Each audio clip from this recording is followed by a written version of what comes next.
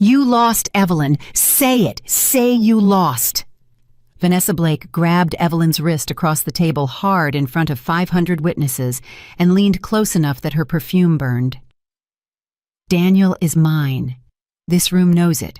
Everyone here knows it. You've been invisible for 11 years, and you're still too proud to admit it. She released Evelyn's wrist, stepped back, raised her champagne glass toward the entire ballroom, and announced it like a verdict. To Daniel Carter, and to women who actually know their worth. The crystal shattered against the floor, and Evelyn Carter looked toward the doors and smiled. If this story made your jaw drop, you haven't seen anything yet. Subscribe to this channel right now, follow this story all the way to the end, and drop a comment telling me what city you're watching from. I want to see exactly how far this story travels. She had been called many things over the years: graceful, composed, patient, reserved. Some of the women in Manhattan's high society circles, the ones who lunched at the right restaurants, who sat on the right charity boards, who wore the right designers without ever looking like they were trying, they called Evelyn Carter elegant. They said it the way people say something when they mean something else entirely. Elegant. Which in that world meant quiet, which meant harmless, which meant she would not cause a scene. Would not embarrass anyone, would not demand too much or push back too hard. Evelyn had heard it her whole life. She had learned to let people believe it. Because the truth, the real truth about who Evelyn Carter actually was something she had spent over a decade carefully, methodically, and deliberately keeping hidden inside a marriage that had slowly become its own kind of prison. She was 38 years old the night everything finally cracked open. 38, standing in front of a floor-length mirror in the hotel suite she shared with Daniel, adjusting the thin strap of her navy gown while he stood across the room already dressed, already checking his phone, already somewhere else entirely, even though his body hadn't left the room yet.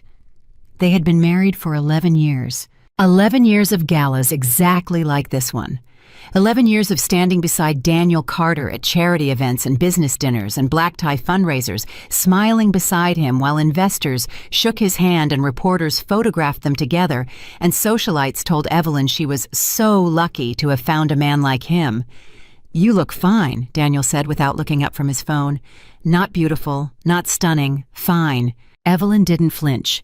She adjusted the strap one more time, picked up her small clutch from the vanity, and turned toward the door. "We should go," she said. "The Harrington table expects us by 7. Daniel finally looked up. Something flashed across his face. Guilt, maybe, or something that resembled it, but it disappeared so fast she might have imagined it. He slid his phone into his jacket pocket and straightened his tie. "Right," he said. "Let's go."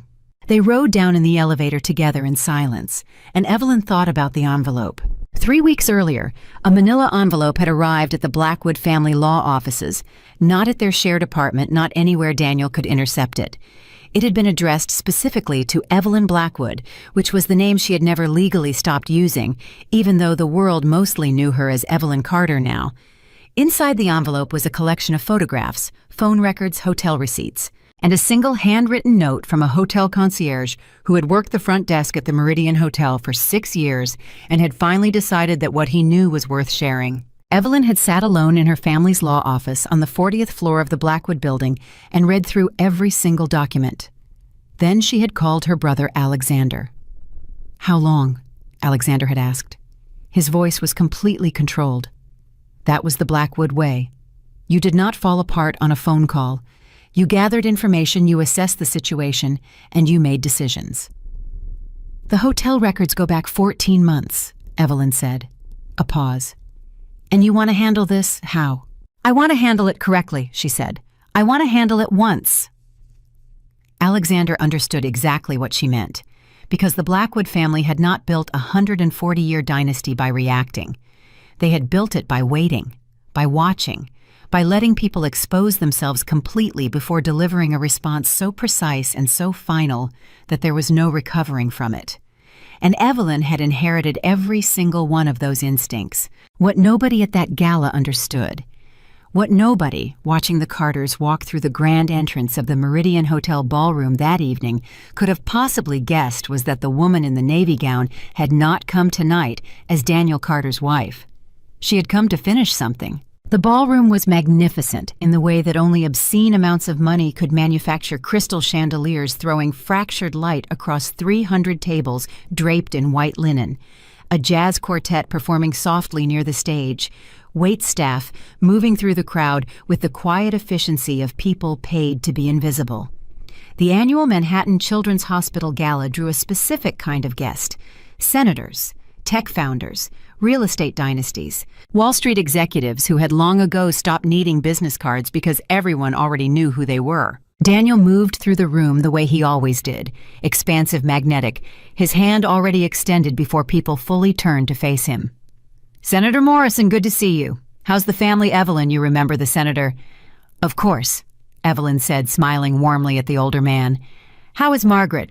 I heard she's been working with the Literacy Foundation in Connecticut." The senator's face lit up. "She is, actually. You remember everything, don't you, Evelyn?" "I try to," she said simply. Daniel was already half turned toward the next table, his attention already moving, already calculating who else he needed to be seen with tonight. Evelyn noticed it. She always noticed it. But she had stopped letting it wound her approximately 2 years ago, around the time she had begun to understand that the man she had married was a far more complicated and far more dangerous person than she had once believed. She took her seat at the head table beside Daniel and accepted a glass of sparkling water from a passing server. Around them, the evening unfolded in the familiar choreography of these events: the welcome remarks, the first course, the soft laughter punctuated by the clink of crystal. Evelyn made conversation. She listened carefully, asked the right questions, remembered the names of children and vacation homes and pet causes. She was by every observable measure exactly what everyone always called her: graceful, composed, the perfect wife. And underneath that, underneath every polished smile and carefully chosen word, she was watching the entrance. She had been watching it for 40 minutes when Vanessa Blake finally arrived. Evelyn had seen photographs, of course. The envelope had included several. But photographs didn't quite capture the particular quality of Vanessa's entrance, the way she moved through the ballroom, as though the room had been arranged specifically for her arrival, her red couture gown cutting through the sea of black and navy like something deliberately chosen to declare war. She was 29 years old and strikingly beautiful in the way that certain women are, the kind of beautiful that comes with a sharp awareness of itself, that uses itself as a tool. Evelyn watched her scan the room, watched her find Daniel, watched something pass between them quick, just a flicker before Daniel looked deliberately away. Evelyn picked up her water glass and took a slow sip. Next to her, she heard Daniel clear his throat. "Vanessa Blake is here," he said casually, as though mentioning the weather. "She's in the marketing division. Good to have her networking at these events." "Of course," Evelyn said pleasantly. "She looks lovely." Daniel said nothing. What followed over the next hour was the kind of social performance that Evelyn had watched many times from the outside, the careful architecture of people conducting an affair in a public space. The way Vanessa moved through the room and somehow always ended up a few tables away. The way Daniel's attention kept drifting in one direction. The way certain conversations between other guests suddenly became muted and careful whenever Evelyn glanced their way. They knew. Most of the room knew. Affairs in Manhattan society were an open secret as long as everyone performed the correct amount of polite ignorance. The wife was supposed to pretend not to notice. The guests were supposed to pretend they didn't notice the wife noticing. Everyone maintained their positions. The evening proceeded gracefully, and nobody was forced to make anything real. That was the arrangement. That was how it was supposed to work. What nobody had anticipated was Vanessa. Because Vanessa had not come tonight to maintain the arrangement. Vanessa had come tonight to end it. She had been building toward this for weeks. Evelyn knew that now, reading back through the intelligence her brother's team had assembled. The whispered conversations at other events, the deliberately visible lunches at restaurants where people would talk, the small calculated moves of a woman who had decided she was done being a secret and wanted to become the story. She approached their table just after the second course was cleared. "Mrs. Carter?" Her voice was smooth, controlled, almost warm. "You look wonderful tonight." "Vanessa," Evelyn smiled. "Thank you for coming." The exchange was perfectly civil. Too perfectly civil. Around them, the nearest guests had gone very still in that particular way that people go still when they sense something is about to happen and cannot decide whether to look away or lean in. Daniel said, "Vanessa, glad you could make it," in a voice that was slightly too loud and slightly too casual. Vanessa looked at him with an expression that Evelyn recognized immediately. It was the expression of a woman who had been told to be patient for a very long time and had finally decided that patience was no longer something she was willing to perform. "I wouldn't have missed it," Vanessa said. And then she turned back to Evelyn and something shifted behind her eyes.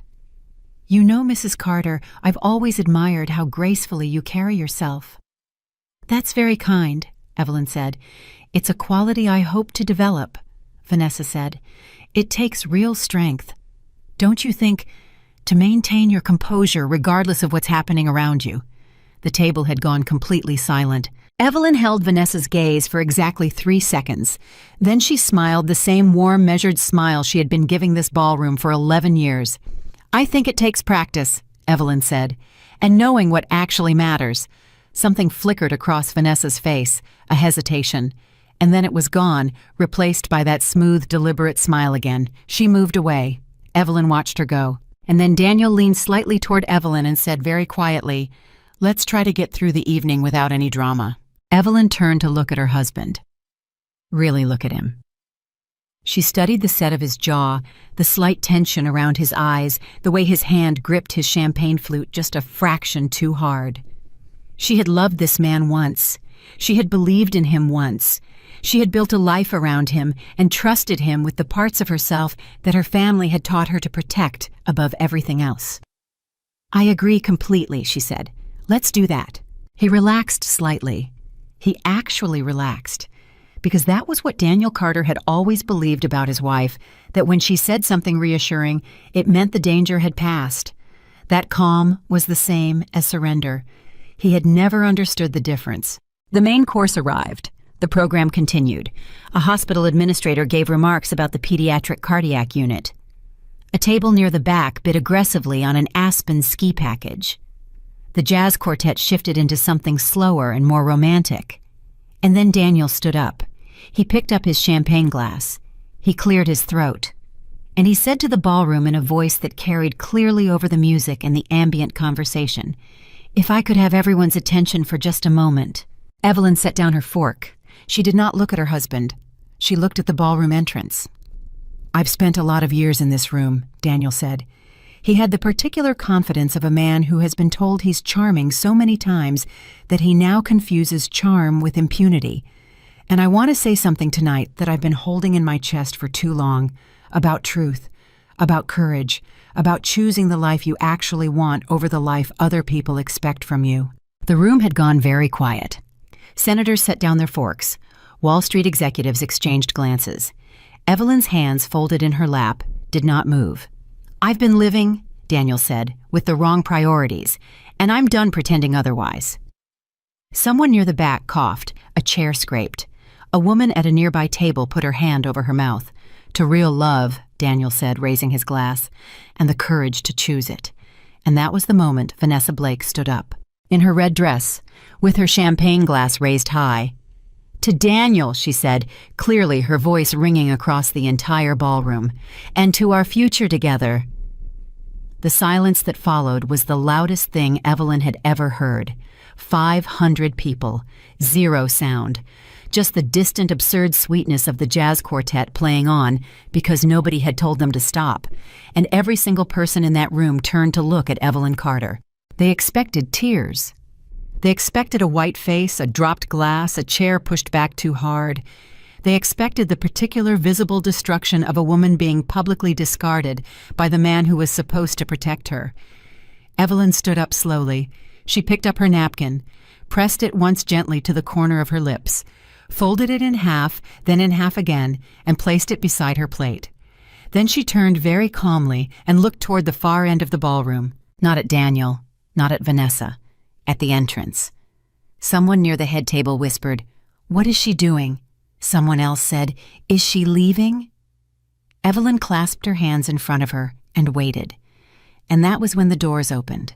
Not the side doors, not the service entrance, The main doors, the massive gilded 10-foot-tall main doors of the Meridian Hotel Grand Ballroom, swung open simultaneously from both sides, and the atmosphere in the room changed in a way that had nothing to do with sound or movement. It changed the way a room changes when weather shifts, when something in the air pressure alters, and your body registers it before your mind understands why. The people nearest the entrance turned first, then the people behind them turned. Then the ripple moved through the entire ballroom, like water disturbed at the center of a still lake, table by table, face by face, until the entire room had turned from the woman in red to the doorway. And standing in that doorway, unhurried and absolutely certain, was the Blackwood family. William Blackwood entered first. He was 71 years old and looked 60, with the kind of physical stillness that comes from never having needed to fill a room with noise, because the room always went quiet when he entered it. Silver-haired, straight-backed, wearing a dark suit that cost more than most people's cars, he moved through the doorway the way a tide moves steadily without effort, without any apparent awareness of resistance. Beside him was Catherine Blackwood. If William was the power, Catherine was the precision. She had spent 50 years moving through rooms exactly like this one, and in all that time she had never once raised her voice or lost her composure, because she had understood from girlhood that the women who screamed were the ones who lost, and the women who smiled coldly were the ones who won everything. And behind them, one step back and to the right, was Alexander Blackwood. He was 43. He had argued before the Supreme Court twice and settled private disputes for 3 different sovereign governments. His firm didn't advertise because it didn't need to. People who needed Alexander Blackwood found him the way people find certain things through other powerful people who trusted him with their worst problems. He was also Evelyn's older brother. And as he walked into that ballroom, his eyes moved immediately to his sister checking her, the way you check someone after an accident, scanning for damage. And when he found her standing straight and calm and completely unbroken, something in his face shifted into a satisfaction so quiet it was almost invisible.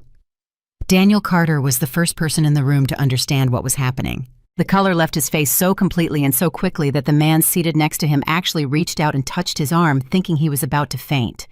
Vanessa was slower. She stood there with her champagne glass still raised, her victory toast still hanging in the air, and she watched the Blackwood family cross the ballroom floor, and somewhere in the process of watching them, the understanding arrived in stages, like a person waking from a dream, and realizing with increasing horror that they are not where they thought they were. Evelyn Carter, Evelyn Blackwood. The quiet wife in the navy gown was not a woman without resources. She was not a woman without family. She was not a woman without power. She was the daughter and heir of the most quietly formidable dynasty in American private finance, and the woman Vanessa had just publicly humiliated in front of 500 witnesses with a champagne toast in the most photographed ballroom in Manhattan was someone whose family did not forget, did not forgive, and did not lose. William Blackwood stopped beside his daughter.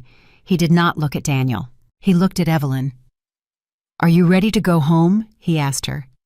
His voice was quiet, conversational, as though he were asking her this question in a kitchen somewhere, not in a room full of senators watching everything. Evelyn looked at her father, and for just a moment, one brief human moment that almost nobody caught her composure, shifted enough to show what was underneath. Not tears, not anger, something closer to relief. The relief of a person who has been carrying something alone for a very long time and has finally been allowed to set it down. "Yes," she said, "I think I am." Catherine Blackwood turned then for the first time and looked at Daniel Carter. She looked at him the way certain people look at things, not with cruelty, but with an accuracy so complete it felt like cruelty. She took in everything about him in approximately 4 seconds, then looked away, as though he were already irrelevant, as though the outcome of this evening were not a question she needed to answer because it had already been decided in a conference room somewhere while he was busy choosing his tie. Alexander was on his phone. He had been on his phone since he walked in. He spoke quietly, in the way of a man conducting business who finds it faintly tedious that there are other people in the room. A word here, a pause, another word. He nodded once, then ended the call and slid the phone into his pocket. Nobody in that ballroom heard what he said. Nobody needed to, because within the next 12 hours, they would all begin to understand it. Daniel stood up from the table. His chair scraped back too loud. He said, William, let me explain. Mr. Carter. Alexander spoke without turning fully toward Daniel. My sister's attorneys will be in contact with yours on Monday morning. I'd suggest you have representation in place before then. Alexander, this isn't... Daniel's voice cracked on the words. This isn't what it looks like. If you'd just let me... Nobody, Catherine said, and her voice was so perfectly controlled and so quietly certain that it silenced Daniel mid-sentence as completely as if she'd pressed a hand to his mouth, is speaking to you right now. Daniel sat back down. Vanessa had not moved. She was still standing at her table, champagne glass now lowered to her side, watching the Blackwoods, with an expression that had traveled a great distance in a very short time, from triumph to confusion to understanding, to something that had not quite become terror yet, but was moving in that direction rapidly. Evelyn looked at her once, just once. Not with anger, not with contempt, with something almost like pity, but the particular pity of a person who understands that what is about to happen to someone else is a consequence of choices, and therefore not something she is responsible for, and not something she can stop. Then Evelyn turned away from Vanessa Blake and did not look at her again. She took her father's arm, and without hurrying, without drama, without a single backward glance at the husband who had just tried to publicly discard her in front of the most powerful room in Manhattan, Evelyn Blackwood walked toward the exit. The jazz quartet played on. The chandeliers threw their fractured light. 500 people sat completely still. And in the morning when the calls started, and they would start early, none of the people in that room would quite be able to describe exactly what they had witnessed. It hadn't been a scene. There had been no screaming, no thrown glasses, no visible breakdown. It had been something quieter and more absolute than that. It had been the moment when everyone in the room who had spent 11 years looking at Evelyn Carter and seeing a quiet woman suddenly understood that they had been looking at the wrong thing the entire time. The woman they thought they knew had never been the whole picture. The woman who walked out of that ballroom on her father's arm was something else entirely. And Daniel Carter, sitting alone at a table full of people who were already pulling out their phones, already recalculating everything, already quietly beginning the process of putting distance between themselves and whatever was about to happen to him. Daniel Carter was only just beginning to understand what he had actually done. He had not cheated on a quiet woman. He had made an enemy of a dynasty. And the Blackwoods did not settle scores in ballrooms. They settled them in boardrooms, in courthouses, in the private offices of people whose names never appeared in the newspaper, because they had been powerful long enough to know that visibility was for people who still needed to prove something. Daniel reached for his champagne glass. His hand was shaking. Across the table, his closest business ally, a man he had known for 9 years, who had invested in 3 of his ventures and been best man at his wedding, quietly folded his napkin, pushed his chair back and stood up. "I'll call you," the man said. He didn't. And somewhere in the lobby of the Meridian Hotel, in a small sitting area off the main corridor, Evelyn Blackwood sat with her mother and her father and her brother, and for the first time in 11 years, she didn't have to perform anything for anyone. She leaned her head against her father's shoulder. He put his arm around her. "It's done," Alexander said, not looking up from his phone. "Mercer Bank calls first thing tomorrow. The rest will follow by noon." Catherine poured tea from the small service on the table beside them. She poured 4 cups, handed them around, and then sat back and looked at her daughter with the particular expression of a woman who has watched her child survive something and is deeply, privately, furiously proud. "You handled yourself beautifully in there," Catherine said. "I didn't do anything," Evelyn said. That, her mother said, was exactly the point. The doors hadn't fully opened yet, and already the room had changed. It wasn't a sound. It wasn't a movement. It was something underneath both of those things, a shift in pressure, a collective intake of breath that moved through 500 people simultaneously, the way a crowd reacts when something enters a space that they instinctively recognize as larger than themselves. William Blackwood crossed the threshold first. He didn't announce himself. He didn't need to. The man had spent 50 years walking into rooms and watching them rearrange around him, and he had long ago stopped noticing it the way people stop noticing weather in a city they've lived in their whole lives. He simply walked in, and the room responded, and that was the natural order of things. Behind him came Catherine, and behind Catherine came Alexander.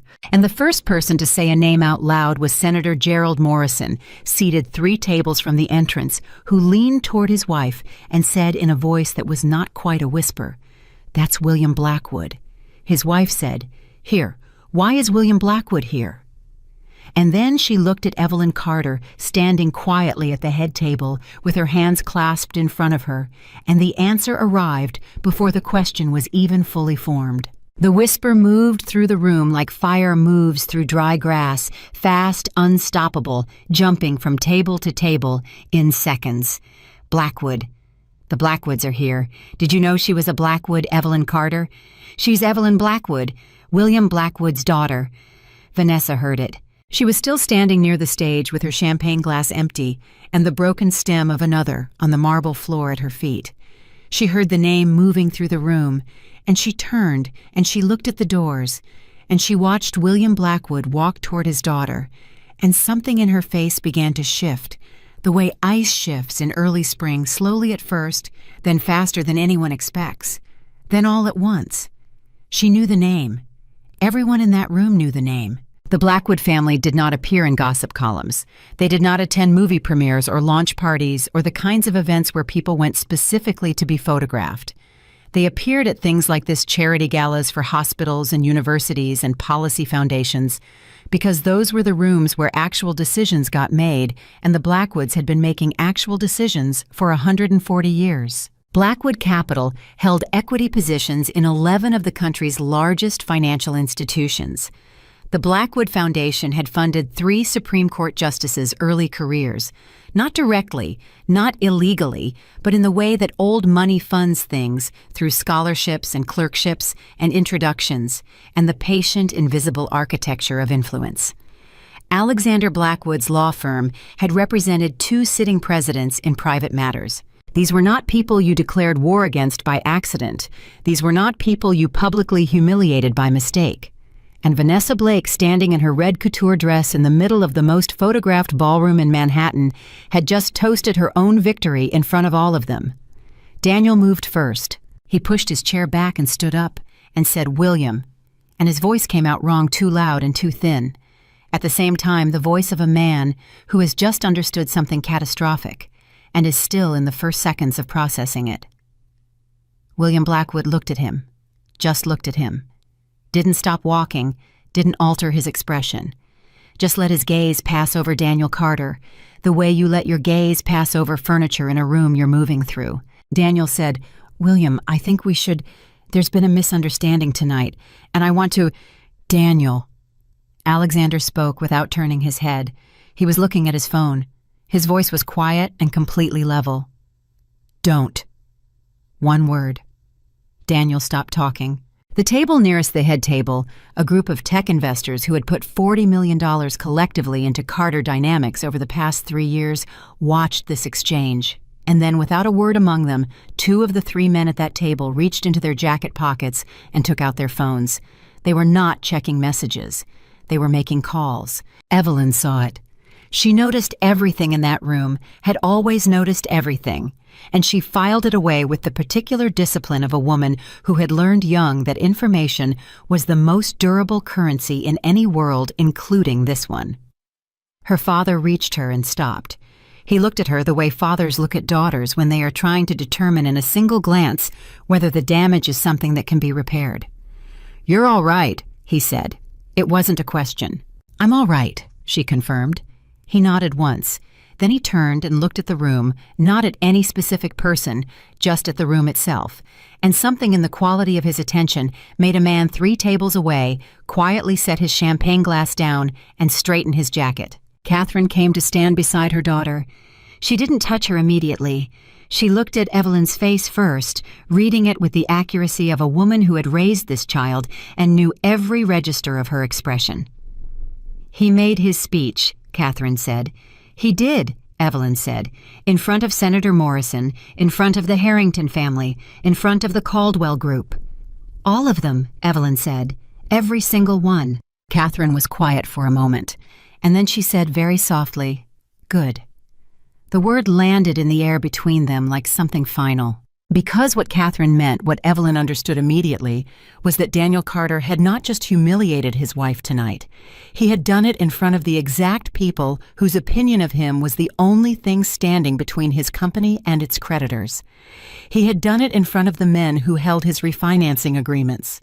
He had done it in front of the woman who chaired the board of the hospital that was Carter Dynamics' largest nonprofit partner. He had destroyed himself in the most efficient possible way in the most public possible room, and he had done it voluntarily. Alexander appeared at Evelyn's other side.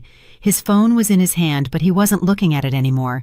He was looking at Daniel, and the expression on his face was not anger. It was something colder and more professional than anger.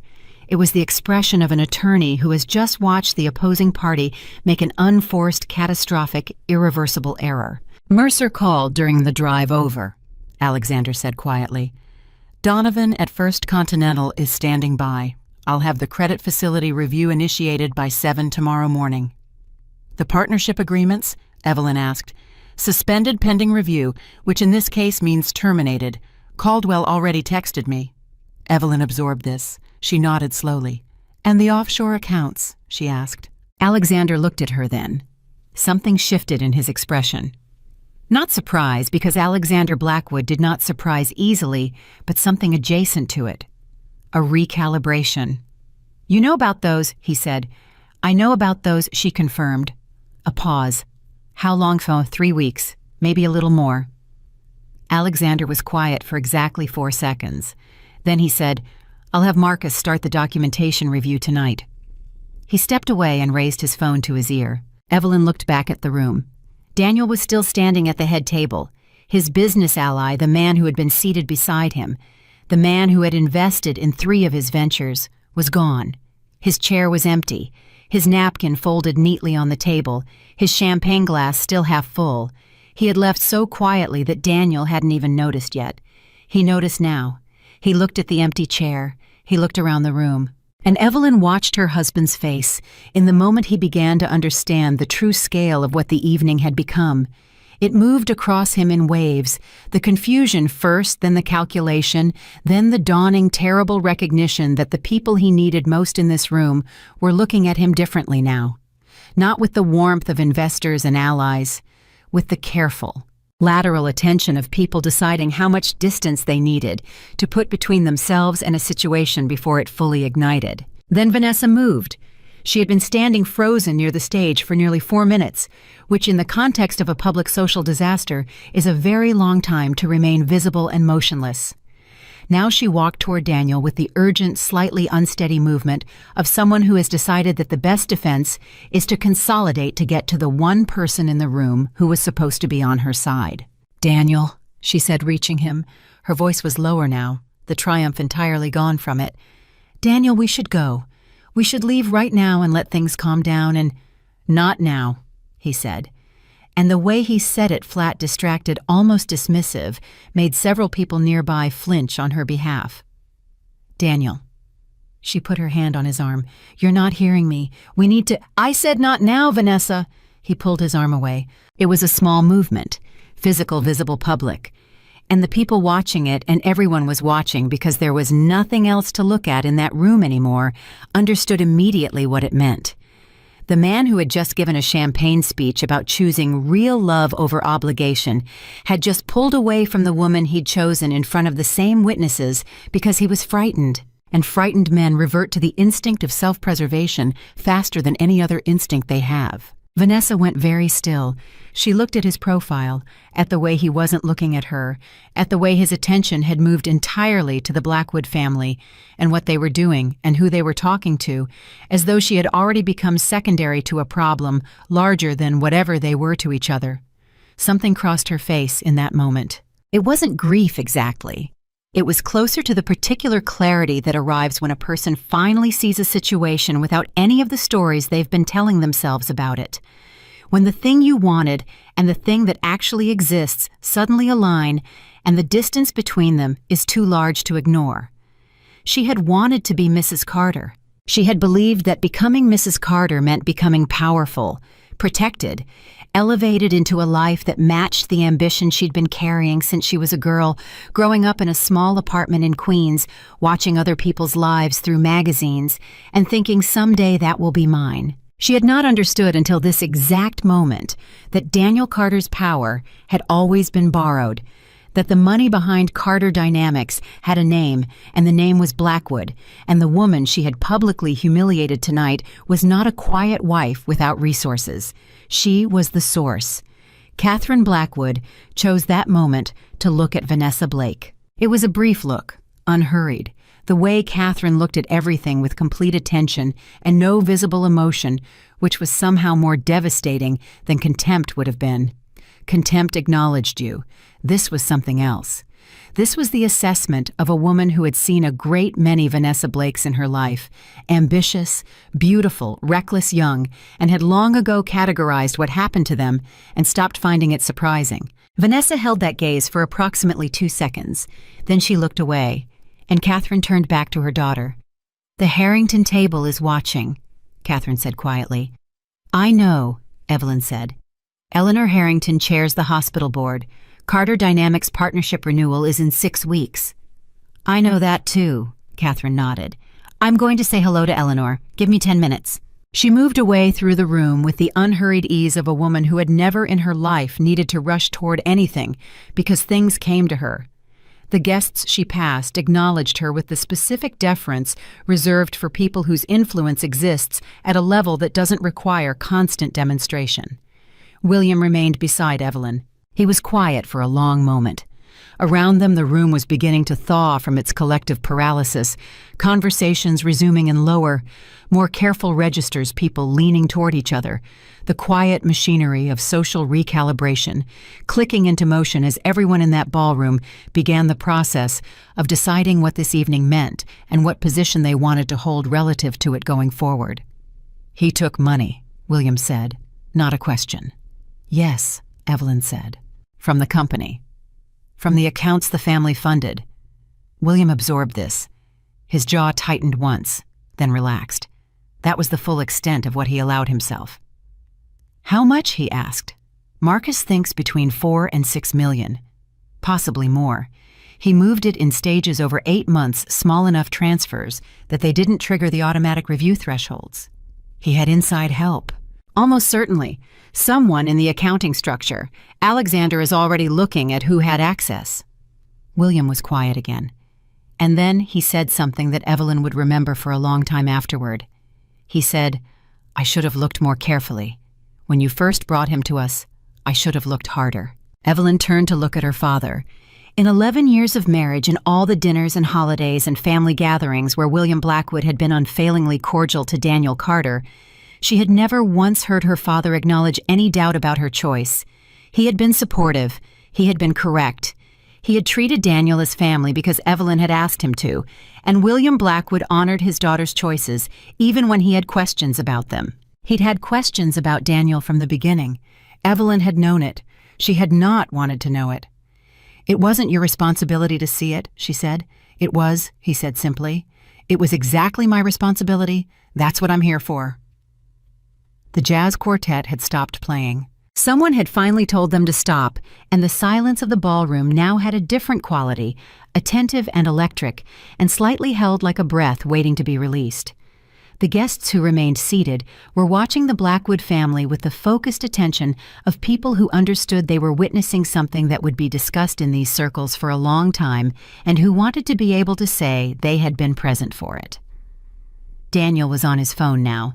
He had moved to the edge of the room, one hand pressed to his ear, speaking rapidly into the phone in a low, urgent voice. Evelyn couldn't hear the words from where she stood, but she recognized the posture, the slightly bent forward angle of his shoulders, the hand braced against the wall, the tightness around his neck. He was calling someone he thought could help him. His attorney, maybe. Or one of the investors he believed was still loyal. Or someone else entirely. Someone whose name she didn't know yet, but would. Alexander was watching him, too. He came back to stand beside Evelyn and said very quietly, "He's calling offshore. Switzerland based on the number." Evelyn looked at her brother. "You can see that. Marcus can see that." She nodded slowly. "He's trying to move more money." "Trying," Alexander said. "Past tense effective about 4 minutes ago. The accounts were frozen at 7:15. Evelyn closed her eyes for exactly 1 second. 7:15. While Daniel was standing at the head table giving his speech about real love and courage, while Vanessa was raising her glass and toasting their future, while 500 people were holding their breath, waiting to see what Evelyn Carter would do.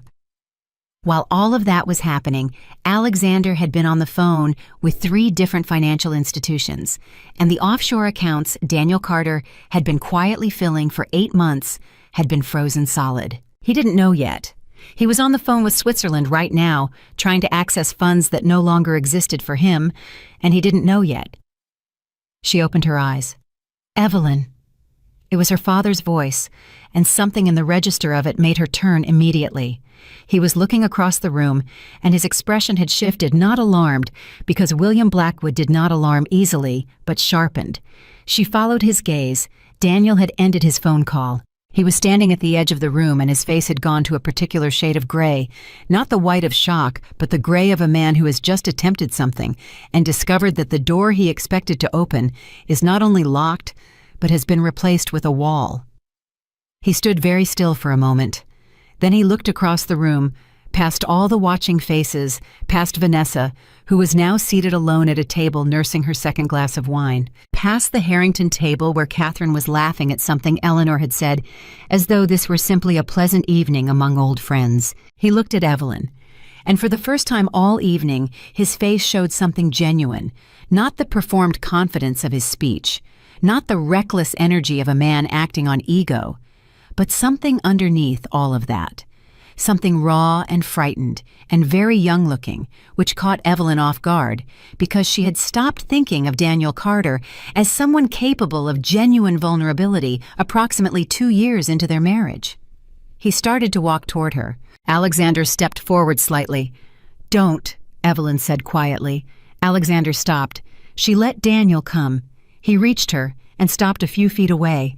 She could see the effort it cost him to hold himself together, the controlled breathing, the deliberate steadiness of his posture that didn't quite reach his hands, which were slightly unsteady at his sides. "The accounts," he said. Low. "Just for her." "Yes," she said. "You knew." "For a while now." He looked at her. Something moved through his face. Grief, maybe, or its closest relative. The thing that arrives when a person finally confronts the gap between what they imagined they were getting away with and what the person they were getting away from actually knew. Evelyn. Daniel. Her voice was not cruel. It was not cold. It was simply steady and clear and final in a way that had nothing to do with volume. "Whatever you're about to say, whatever apology or explanation or request you've walked over here to deliver, I need you to understand something first." He waited. "I'm not angry," she said. "I want you to hear that. I am genuinely not angry, because angry would mean this is a surprise, and this hasn't surprised me in a very long time." He swallowed. "Evelyn, the money. I can explain the money. It was never supposed to be." "Your attorneys will talk to Alexander on Monday," she said. "Everything from this point forward goes through attorneys. That's not me being cold. That's me being accurate about what we are now." He looked at his brother-in-law, who was standing a few feet away, looking at his phone with the absolute neutrality of a man who has already moved on to the next item on a very long list. "Alexander." Daniel's voice cracked slightly on the name. "Alexander, we've known each other for 11 years. 11 years, you know me." Alexander looked up from his phone. He looked at Daniel for a moment with an expression of complete professional remove. "Monday," he said.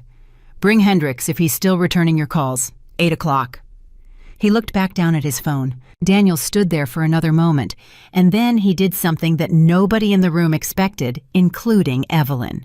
He laughed. It wasn't a happy sound. It was the sound of a man who has run out of moves and knows it, and who has arrived in the absence of any other option at a kind of desperate, terrible honesty. "You planned all of this," he said to Evelyn. The timing. Tonight. You let us get this far because you needed us in this room. She looked at him calmly. You let Vanessa make her toast, he said. You let me make my speech in front of all of them because you needed witnesses. Daniel, that's what tonight was, he said. Wasn't it? This wasn't just you deciding to leave. This was deliberate. Every single part of this. Evelyn was quiet for a moment. Then she said, You stole from my family's money to fund your escape with another woman. You planned to bankrupt a company that my family built, take the money offshore and disappear.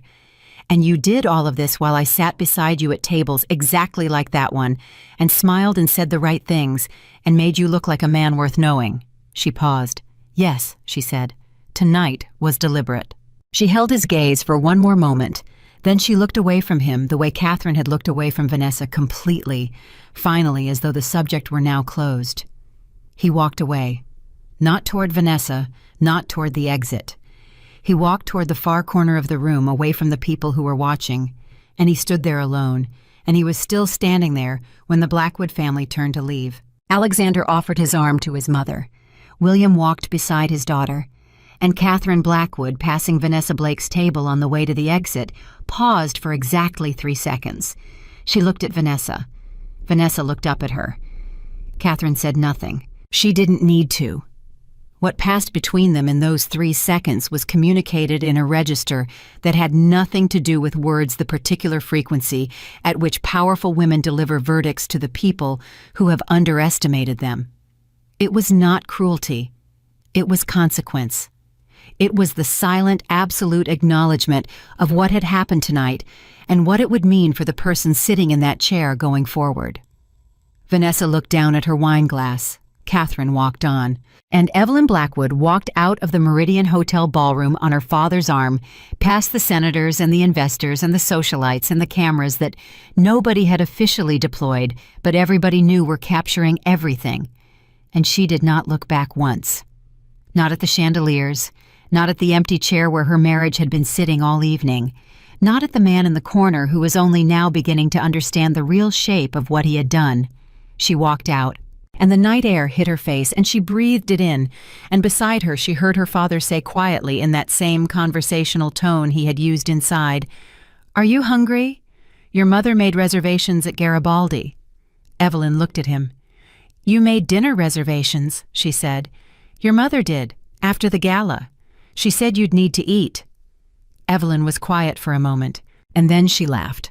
A real laugh, not the polished social laugh she had deployed in rooms like that one for 11 years, but something younger and more honest than that, something that came from a place in her chest that had been closed for a long time. "Yes," she said. "I'm hungry." They walked toward the car. Behind them, inside the ballroom, the damage had already begun. Phones were out. Conversations were happening. The machinery of consequence was clicking into motion in ways that would take weeks to fully materialize, but had already irrevocably started. Daniel Carter's world was ending tonight. He just hadn't felt all of it yet. The dinner at Garibaldi lasted 3 hours. That was not unusual for the Blackwood family. They were people who believed that important conversations deserved proper meals, that decisions made at a table set with good food and good wine had a quality of permanence that decisions made in offices or over phones did not. It was one of the things Evelyn had grown up with, this understanding that the family gathered around food when something real needed to be said, and that the gathering itself was part of the saying. Catherine had ordered for the table before they arrived. That was also not unusual. Catherine Blackwood had been orchestrating the logistics of her family's life with quiet, absolute precision for 47 years, and she saw no reason to stop simply because the evening had involved a public humiliation, a ballroom full of witnesses, and the deliberate financial dismantling of her son-in-law's empire. These things happened. You still needed to eat. They talked about Evelyn's son first. Noah was 9 years old and currently at the Blackwood family estate in Connecticut with his grandmother's housekeeper, Mrs. Adler, who had been with the family for 22 years and who Noah loved with the uncomplicated devotion that children reserve for people who let them eat cereal for dinner and stay up past their bedtime. He didn't know yet what had happened at the gala. He didn't know yet that the particular shape of his family's life was about to change permanently. He'll need time, Evelyn said. However this unfolds, Noah has to be protected from the speed of it. Agreed, William said. He stays in Connecticut through next week, longer if necessary. Daniel will try to contact him, Alexander said. He was eating with one hand and scrolling through something on his phone with the other, a habit that Catherine had been attempting to correct for approximately 20 years without success. Probably sooner rather than later once he understands the full scope of what's been frozen. Let him try, Catherine said. Through attorneys. Everything through attorneys from this moment. Evelyn cut a piece of her fish and ate it and said nothing for a moment. She was thinking about Noah, about the way her son looked at his father with the uncritical, wholehearted admiration that 9-year-old boys have for their fathers before life teaches them to look more carefully. She was thinking about how you explain to a child that the person they loved without reservation had made choices that made the family impossible. That love and damage could exist in the same person simultaneously, that neither fact canceled the other out. She didn't have the answer yet. She filed it away for later, the way she filed away everything she couldn't solve immediately carefully with the understanding that she would come back to it when she had more information and more steadiness. Alexander set his phone face down on the table. That got everyone's attention. Alexander setting his phone down voluntarily was the family equivalent of someone firing a warning shot. Marcus finished the preliminary review an hour ago, he said. The number is higher than we thought. Evelyn set down her fork. How much higher? The transfers we identified over 8 months total, approximately 7.3 million. But Marcus found a secondary structure, a shell company registered in Delaware, incorporated 2 years ago. Through that structure, there are additional transfers going back nearly 4 years. The table went very quiet. 4 years, William said. Yes. He's been doing this for 4 years. The earlier transfers were smaller, more careful. Marcus thinks the initial amounts were almost testing the system, seeing how small he needed to go to avoid automatic flags.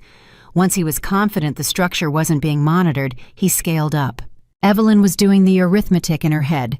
4 years ago, she and Daniel had been in what she had believed was a difficult but recoverable period of their marriage.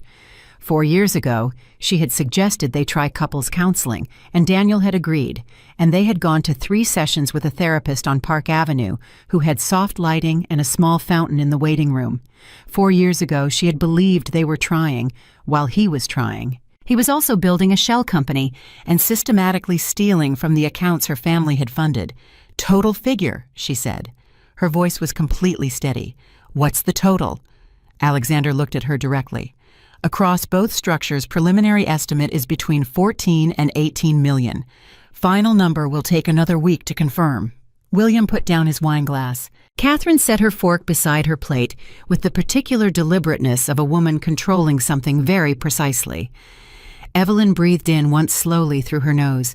Then she picked up her own fork and took another bite of her fish. All right, she said. All right, Alexander said. All right means I've heard it, I've processed it, and I'm not going to fall apart at this table, she said. It also means add it to the documentation for Monday. All of it. Every transfer, every shell structure, every dollar. Alexander nodded. Already in process. Good. She looked at her brother. What about the woman in accounting, the one who had access? A pause. You know about her too. I've known about her for 2 weeks. Her name is Sandra Cho, and she's been with Carter Dynamics for 6 years, and Daniel gave her a $20,000 bonus 18 months ago that had no corresponding performance review attached to it. Alexander stared at his sister for a long moment. Then he looked at his father. William said, "She gets it from me," with a tone of quiet pride that cut through the tension at the table like warm light through a cold room.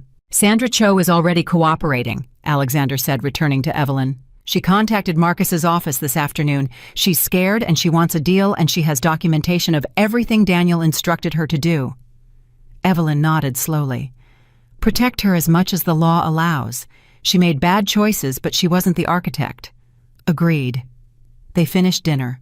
On the drive back to the Blackwood family townhouse on the Upper East Side, Evelyn was staying there, not at the apartment she had shared with Daniel, which felt correct and necessary, and something she had arranged 2 weeks ago with a quiet efficiency that nobody except her family knew about. She sat in the back seat with her mother and watched the city move past the windows and thought about the gap between what she had known and what she had felt. She had known about the affair for 14 months. She had known about the financial theft for 3 weeks. She had known in some deeper and less articulable way that the man she had married was not the man she had believed she was marrying for probably 5 or 6 years now, a knowledge that had arrived not in a single revelation, but in the accumulation of small moments, small inconsistencies, small instances of cruelty disguised as thoughtlessness that she had spent years finding charitable explanations for. What she had not known until tonight was whether she would survive the actual ending of it. She knew now. She was sitting in the back of her family's car, and she had just eaten a good dinner, and her father was in the front seat talking quietly to the driver about something that had nothing to do with any of this, and her mother was beside her with one hand resting lightly on her arm, and she was going to be completely fine, more than fine. But that realization came later. What came first, what arrived in the days immediately following the gala, with a speed and totality that even Alexander, who was not prone to underestimation, found slightly astonishing, was the collapse. Not Evelyn's collapse, Daniel's. It began the morning after the gala, exactly as Alexander had predicted, and it moved faster than anyone except the Blackwoods had anticipated, because the architecture of Daniel Carter's professional life had been for years far more dependent on borrowed credibility than anyone looking at it from the outside had understood. By 7:30 on the morning after the gala, Mercer Bank had formally initiated a review of Carter Dynamics' primary credit facility, a $60 million revolving line that Daniel used to fund operations, payroll, and expansion. The review was procedural on paper. In practice, it meant the line was effectively frozen while the review proceeded. And everyone in the financial community who heard about it understood immediately what a frozen credit line meant for a company that operated on the margin structure Carter Dynamics used. By 9 o'clock, 2 of the company's 3 largest vendor contracts had requested emergency calls with their legal teams. By 10, a story had appeared in the Wall Street Journal's online edition, not a full piece, just a brief item in the market news section, noting that Carter Dynamics' stock had dropped 6% in pre-market trading amid reports of governance concerns. The phrase governance concerns was doing a tremendous amount of work in that sentence, and everyone who read it knew exactly what it meant. Daniel called Evelyn's cell phone at 9:47. She looked at the screen. She set the phone face down on her desk in the Blackwood building office Alexander had given her to use and did not pick it up. He called 3 more times before noon. After the 4th call, Alexander appeared in her doorway. "Want me to have his number blocked from the family lines?" "Not yet," Evelyn said. "I want to see how long it takes him to understand that calling me is no longer a useful strategy." Alexander considered this. "Behavioral data. Something like that." He nodded and disappeared. Daniel stopped calling at 12:18, which was approximately 40 minutes after his attorney had presumably told him that calling his estranged wife directly while litigation was pending was not legally speaking a good idea. The attorney in question was a man named Philip Hendricks, a decent corporate attorney who specialized in contracts and had absolutely no experience with the kind of multi-jurisdictional financial fraud documentation that Marcus was currently assembling on behalf of the Blackwood family. Philip Hendricks was going to be very much out of his depth on Monday morning and probably knew it already, which explained why Alexander's assistant had received a call from Hendricks's office at 11:45 asking if the Monday meeting could be moved to Tuesday. Alexander had said no. The second twist arrived on Thursday. It arrived in the form of a phone call to Alexander's direct line from a number he recognized immediately as belonging to a federal prosecutor's office in the Southern District of New York. The call lasted 22 minutes. Alexander took it in his office with the door closed and came to find Evelyn when it was done. He sat across from her desk. He looked at his hands for a moment in the way he did when he was organizing information before delivering it. "The Southern District has an existing investigation," he said. "Predating tonight, predating our involvement. They've been looking at Carter Dynamics for approximately 8 months. Evelyn stared at her brother. 8 months? Securities fraud. The specific allegation is that Daniel misrepresented the company's financial position to investors in 2 rounds of fundraising, inflated revenue projections, suppressed liability disclosures. The standard package. They've been investigating him for 8 months, Evelyn said again, more slowly. While he was still married to you, while he was still attending galas, while he was still refinancing through Mercer. Alexander paused. They made contact with us because Marcus's documentation overlaps with evidence they've already gathered. They're requesting cooperation. Evelyn was quiet for a long time. She thought about the hotel receipts in the manila envelope that had arrived 3 weeks ago. She thought about the concierge who had sent them, and she wondered now whether the concierge had been the only person watching Daniel Carter carefully during those months, or whether there had been others in offices she hadn't known about, building a case she hadn't known existed. "How bad is it?" she asked. "The securities fraud exposure. If the projections Marcus shared with me are accurate," Alexander said carefully, "and if the Southern District's existing evidence is as strong as they suggested on the call, Daniel Carter is looking at federal charges. Not civil. Criminal." The word sat in the room between them. Criminal. Evelyn had spent 11 years married to this man.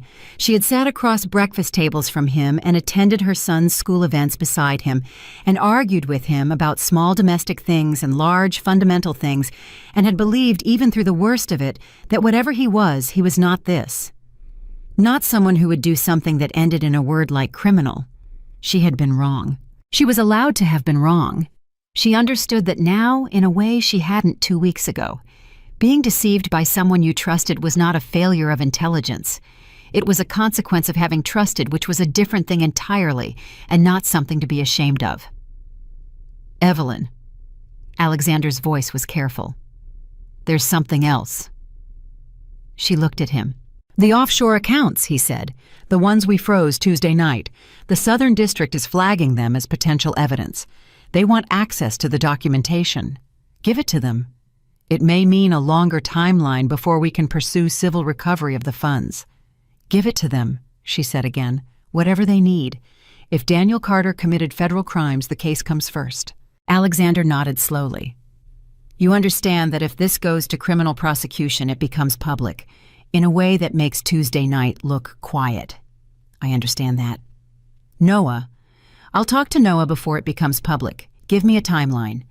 The prosecutor suggested they may move toward charges within 60 days, possibly fewer." Evelyn stood up from her desk. She walked to the window, not looking out of it, just needing to move, needing the physical shift of position that sometimes helped her think. She stood there for a moment with her back to her brother. 60 days. Within 60 days, her husband would likely be facing federal criminal charges.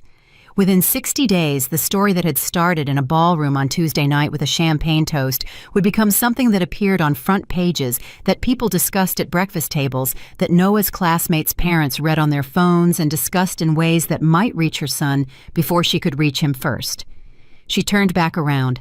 "Set up a meeting with a family communications firm," she said. "Someone who has experience managing narrative and high-profile litigation. I want them in place before anything is filed." "Already on my list," Alexander said. "And find me the best child psychologist in the city, someone who works specifically with children navigating parental legal situations. Not someone famous, someone effective. I'll have 3 names to you by tomorrow morning." She nodded. She sat back down. She picked up the pen she'd been using before Alexander came in and looked at the document in front of her, as though the conversation that had just occurred was something she was going to set aside now in order to deal with the next item on a very long list. Alexander watched her for a moment. "You're handling this remarkably well," he said quietly. She looked up. "Am I?" "Yes." She thought about it honestly. "I think I've been handling this for a long time already," she said. "Tonight just made it official." He stood to leave. At the door he stopped. "Vanessa Blake," he said. Evelyn looked up. "She's been calling Daniel's office since Wednesday morning. His assistant says he won't take her calls." Something moved through Evelyn's expression. Not satisfaction exactly, something more complicated, the particular sadness of watching a predictable thing unfold in exactly the way you predicted it would, and finding no comfort in having been right. "She'll figure it out," Evelyn said. "Give her time." She meant it without cruelty. Vanessa Blake had made choices, bad ones, choices that had caused real damage. But she had also been used by a man who was, it turned out, significantly more calculating and significantly more dangerous than either of them had fully understood. There was a version of Vanessa Blake's story that was simply the story of a young woman who had been manipulated by a man who was very good at making people believe he was something he wasn't. Evelyn knew that version better than most people. The difference was that Evelyn had a family who caught her when the ground gave way. Vanessa was standing on that ground alone. Alexander left. Evelyn returned to her work. Outside the Blackwood building, Manhattan continued its ordinary operations, taxis and pedestrians, and the constant ambient noise of a city that did not pause for private disasters, however large they felt from the inside. At 3:15 that afternoon, Evelyn received a text message from a number she didn't recognize. It said, "I know you have no reason to talk to me, but I think you need to hear what I know about the offshore accounts. There's more than what your brother found. Please call me." It was signed Vanessa. Evelyn read the message 3 times. Then she forwarded it to Alexander with a single line, "Your thoughts." He responded in 4 minutes. "Interesting. Don't call her yet. Let me run her communications for the past 72 hours first." Evelyn set the phone down. She looked at the ceiling for a moment. Then she thought about the concierge who had sent the manila envelope, about the accounting assistant who had walked into Marcus's office with documentation, about the particular pattern of people who had been close to Daniel Carter's dishonesty, who had watched it from proximity, who had eventually decided that staying silent was no longer something they were willing to do. She thought about what Vanessa might know. She thought about what kind of woman sends a text like that. Not defensive, not accusatory, not bargaining. Just, "There's more than what you found."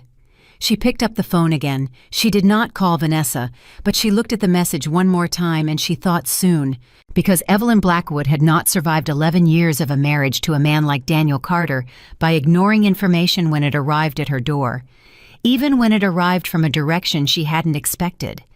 Even when the person delivering it was the last person in the world she might have chosen to hear from. Information was information, and she had always known what to do with it. Across town, in the apartment that had been their shared home, Daniel Carter sat in a room that had been half emptied by the movers Evelyn had quietly arranged 2 weeks earlier.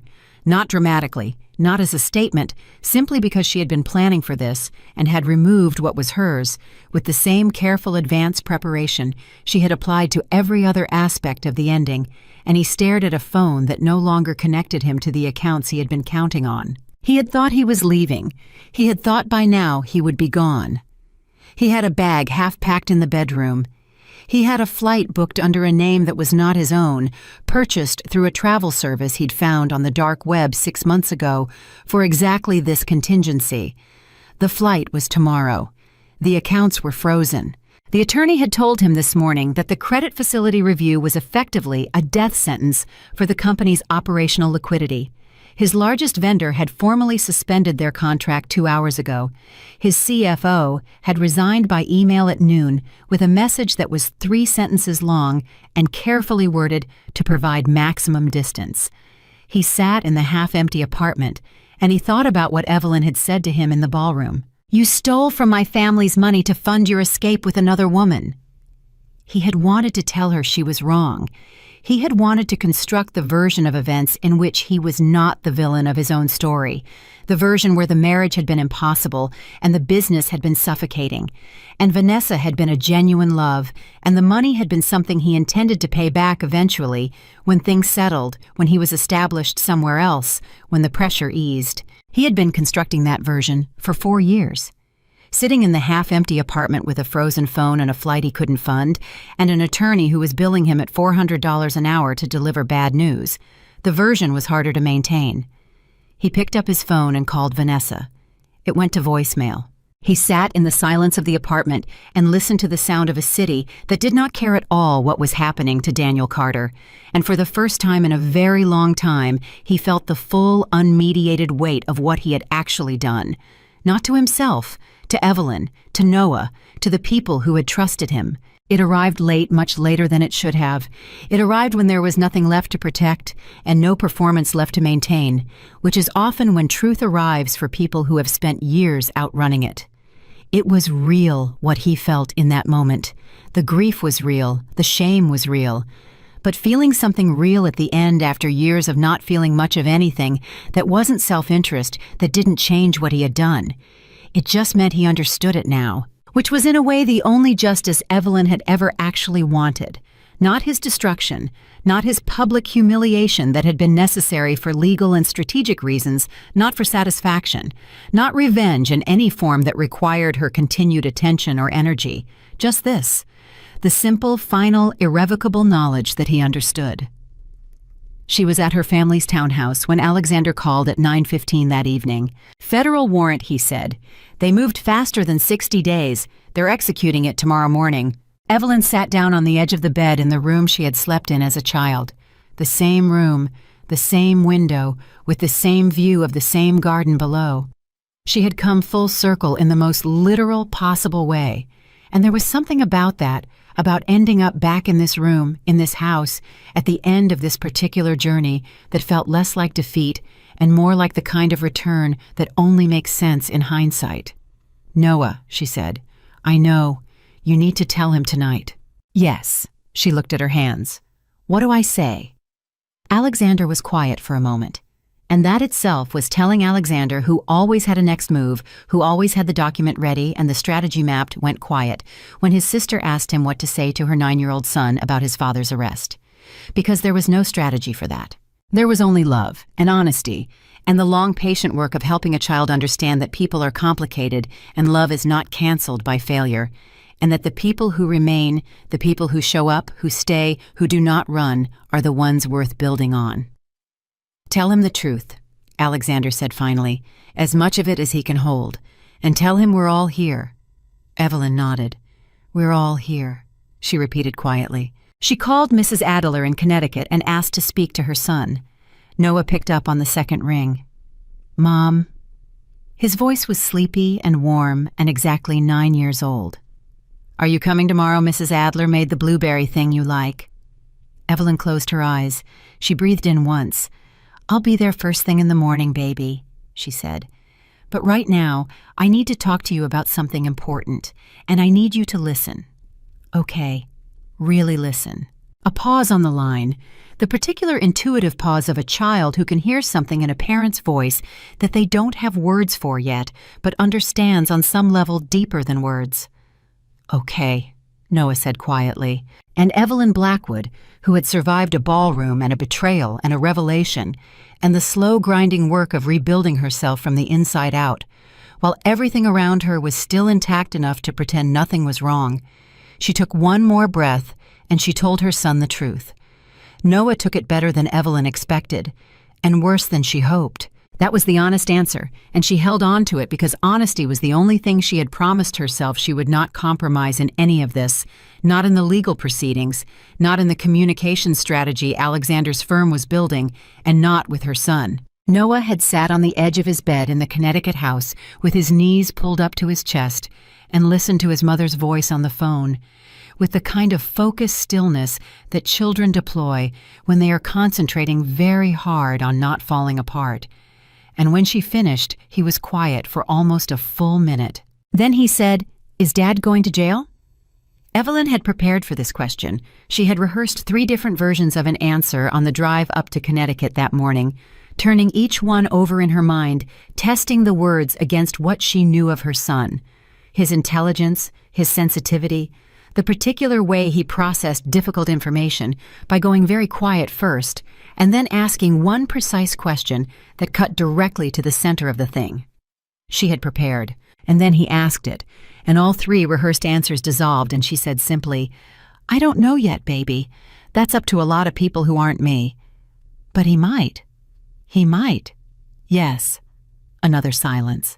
Then, did he know he was doing something wrong, like when he was doing it? That was the question that broke her just slightly, just for a moment, not because it was unanswerable, but because of who was asking it. 9 years old and already trying to understand the architecture of human self-deception. Already trying to figure out whether his father had been ignorant or had chosen.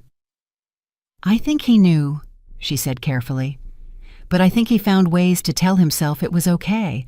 People do that sometimes. It doesn't make it right. It just means it's complicated." Noah was quiet again. "Are you okay, Mom?" She pressed her hand to her mouth for exactly 2 seconds. Then she took it away. "I'm going to be completely okay.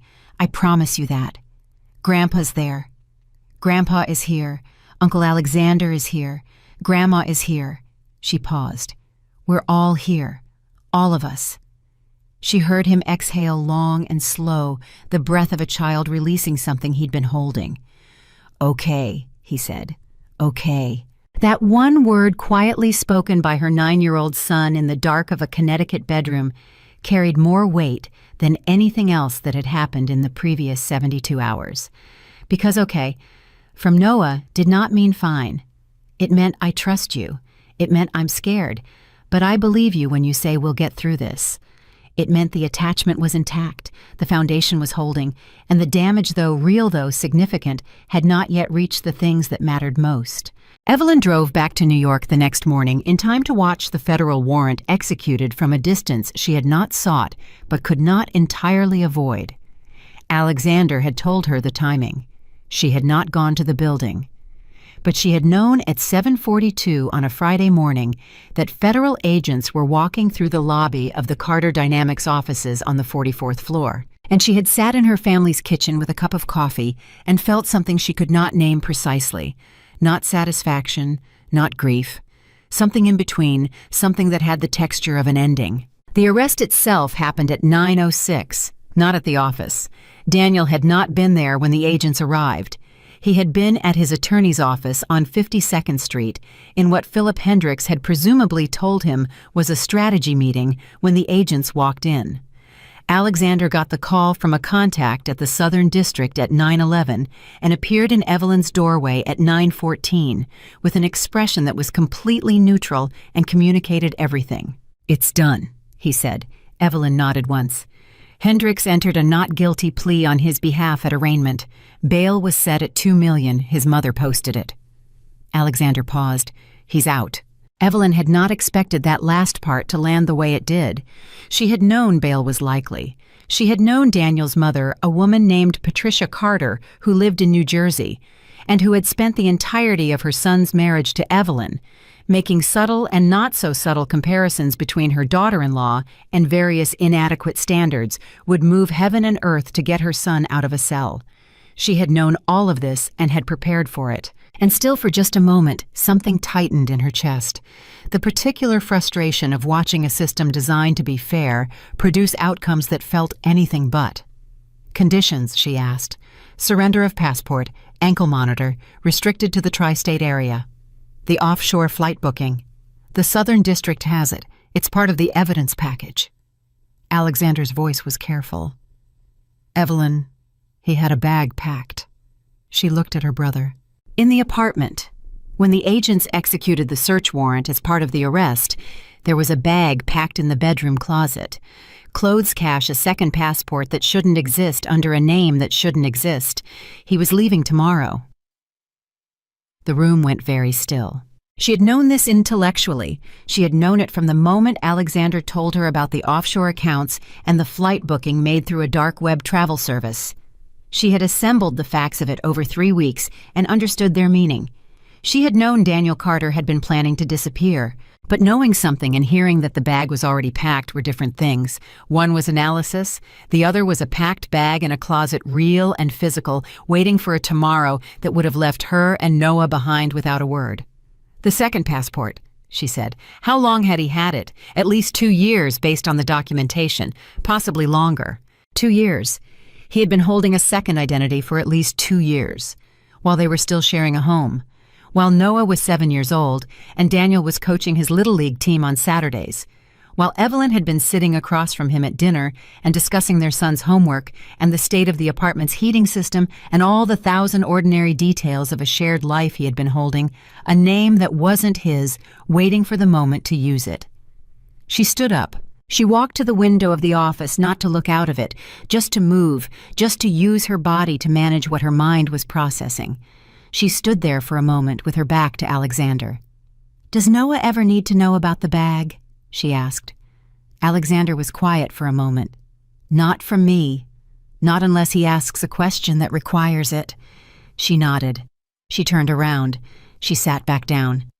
"What's next?" she said. Not a question, a direction. She was done standing at the window. There was work to do.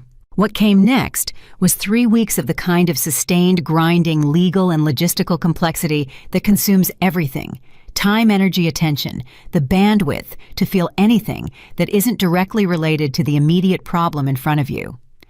Evelyn moved through it with the focused efficiency of someone who has decided that falling apart is not a luxury she can afford right now and has made a private, specific arrangement with herself to table it for later. The civil asset recovery filing went in on the second Monday. The cooperation agreement with the Southern District was formalized by Wednesday. Sandra Cho's testimony delivered in a conference room with 2 federal prosecutors and Alexander's associate present took 4 hours and covered 8 months of specific documented instructions Daniel had given her for moving funds through the shell company structure. Sandra cried twice during the testimony. Alexander's associate passed a box of tissues across the table without comment, and Sandra composed herself and continued. Evelyn reviewed the transcript that evening. She read the part where Sandra described the first time Daniel had approached her about the transfers, the way he had framed it initially as a routine accounting maneuver, the way he had gradually revealed more of the actual structure as she became more involved, the way he had given her the $20,000 bonus after the first large transfer, and said with a smile that it was recognition for her discretion and professionalism. Evelyn read that part twice.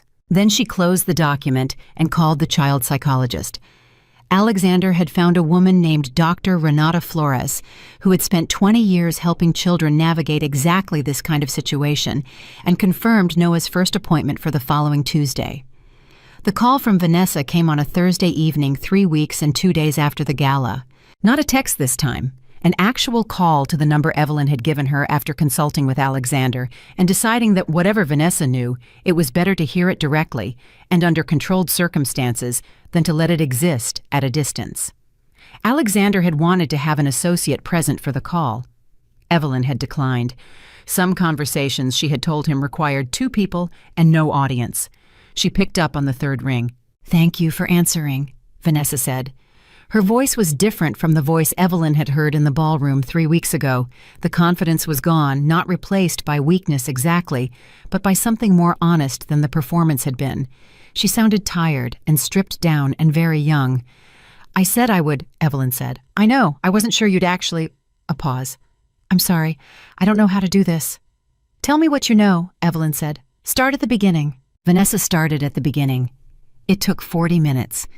Evelyn listened without interrupting a skill she had developed over years of board meetings and family negotiations, and let Vanessa talk, and as she listened, the picture that assembled itself was both more and less than she had expected. Less because the story Vanessa told was in many ways the same story Sandra Cho's testimony had outlined, a man who was very skilled at making the people close to him feel like participants in something special, something private, something that set them apart from the ordinary rules that governed other people's behavior. Daniel Carter had a talent for creating intimacy through conspiracy, for making people feel chosen by letting them in on something they weren't supposed to know. More because what Vanessa knew, what she had been sitting on for 3 weeks, while Daniel stopped taking her calls, and the full scope of what she had walked into became clear, went beyond what Marcus's documentation had found. "There's a second shell company," Vanessa said. "Not the Delaware one. Something offshore. Cayman Islands. I don't know the name of it, but I have an email he sent it to me by accident 8 months ago when he was trying to forward it to someone else. He asked me to delete it immediately. I did, but I took a screenshot first." Evelyn's hand tightened around the phone. "Why?" she asked. "Why did you keep it?" A pause. "Because even then, even when I was completely in something in me knew I might need it. I know that sounds—" "No," Evelyn said. "It doesn't sound like anything except smart." Another pause, longer this time. When Vanessa spoke again, her voice was slightly unsteady. "I really believed he loved me. I need you to know that. I'm not saying it to justify anything. I'm saying it because I need someone who was actually close to him to understand that he was very good at making people believe things. Evelyn was quiet for a moment. She thought about what she had said to Noah. People find ways to tell themselves things are okay. It doesn't make it right. It just makes it complicated. I know, she said. I was married to him for 11 years. I know exactly how good he was at that. Vanessa exhaled, a shaky, audible breath. I'm not a bad person, Mrs. Carter. I don't think you are, Evelyn said, and she meant it. Not fully. There were things Vanessa had done that had caused real damage, real pain, things that couldn't be wished away or excused, but in the way that mattered for this conversation, in the way that determined whether Evelyn could hear her and believe her and use what she knew she meant it completely. I need to send you the screenshot, Vanessa said. And I need to talk to your brother's office. I know how that sounds. I know I'm the last person you would want to help, but I think Daniel is more dangerous than either of us understood, and I think the Cayman account is bigger than anything your investigators have found yet. Evelyn stood up from the chair she'd been sitting in and walked to her desk and picked up a pen. Send me the screenshot, she said. Tonight. Text it to this number. I'll have Alexander's office contact you by tomorrow morning. Okay. A pause. Thank you. Don't thank me, Evelyn said, not unkindly. Thank me after the conversation with Alexander's office. Tonight, just send the screenshot. She hung up. She looked at the pen in her hand for a moment, then she called Alexander. He answered on the first ring, which meant he had been expecting her call, which meant his own information network had already told him the call with Vanessa had happened, and he was waiting to hear what came of it. Cayman Islands account, she said. She has documentation, a screenshot of an email Daniel sent her by accident. A beat of silence. How solid is it? Solid enough that she kept it for 8 months as insurance. Evelyn paused. She's scared Alexander. She's genuinely scared of him. Should she be? Evelyn thought about the packed bag in the closet, about the second passport under a name that wasn't his, about a man who had spent 4 years building a careful layered architecture of deception and who had, when that architecture began to collapse, not panicked, but instead attempted to activate an exit strategy he had apparently been maintaining for 2 years just in case. Yes, she said. She probably should be. Alexander was quiet for a moment. I'll have security protocols in place for her by tomorrow morning along with the legal contact. Good. Evelyn.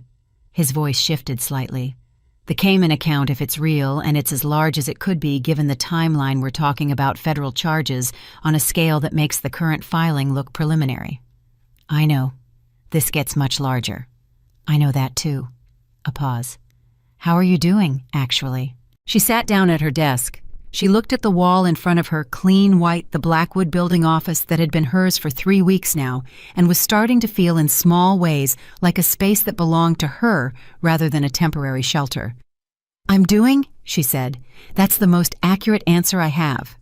He accepted that. Get some sleep. You too. She ended the call. The screenshot arrived at 11:47 that night. Evelyn was still awake. She had not been sleeping well, which she had accepted as the body's reasonable response to sustained stress, and had declined to pathologize. She looked at the screenshot on her phone. The email was dated 8 months ago, addressed to someone identified only by initials TR, and included a routing number, an account identifier, and a single sentence in Daniel's unmistakable writing style, transfer complete. Balance as discussed. Will confirm receipt through the usual channel. She forwarded it to Alexander and Marcus simultaneously. Marcus responded in 4 minutes. He was apparently also awake at 11:47 on a Thursday, which Evelyn filed as both a testament to his work ethic and a reflection of the hours this case had required from everyone involved. His response said only, "This is the missing piece. Call me in the morning." She set down her phone and looked at the ceiling.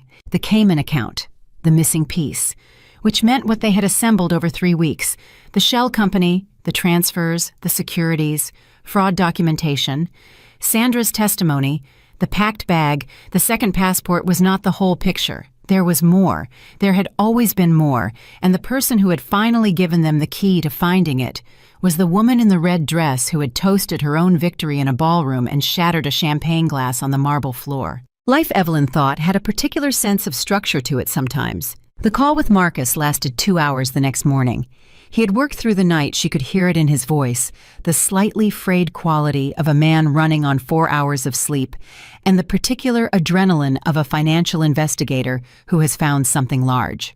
The Cayman account cross-referenced against the routing number in the screenshot, and the account identifier corresponded to a structure that had been active for 6 years. 6 years. Longer than the Delaware Shell Company. Longer than the affair. Longer than the 14 months Evelyn had known about it.